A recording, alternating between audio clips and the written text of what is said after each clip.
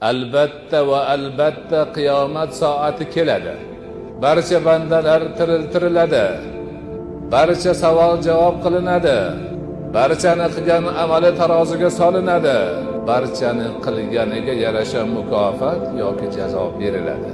Bu haq. Lekin Alloh o'sha qiyomatni qachon kelishini aytmaydi. Nimaga qachon kelishini aytmasligini sababini mana shu oyatda aytayapti. Akadu fiha. Men uni qachon kelishini maxfiy qilaman. Nima uchun? Lituzza kullu nafsin bima tas'a. Har bir nafs, har bir jon o'zini qilganiga yarasha jazo yoki mukofotini olish uchun. Agar Alloh qiyomat kuni falon yili, falon kuni, falon soatda bo'ladi deb e'lon qilib qo'ysa, hamma o'zini yerga tashlab yotib oladi. Ibodatdan boshini ko'tarmay qo'yadi. Unda har odamni qilganiga yarasha jazo yoki mukofot berish hikmati yo'qoladi. Shuning uchun Alloh taolo qiyomat bo'ladi deb aytib qo'ygani qachon bo'lishini aytmaydi. Bu bandalar uchun bir buyuk sinov.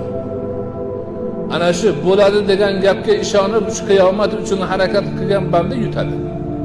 Bo'ladi deyapti, bu yog'i bir gap bo'lar deb havoyi nafsiga ergashgan yutqizadi.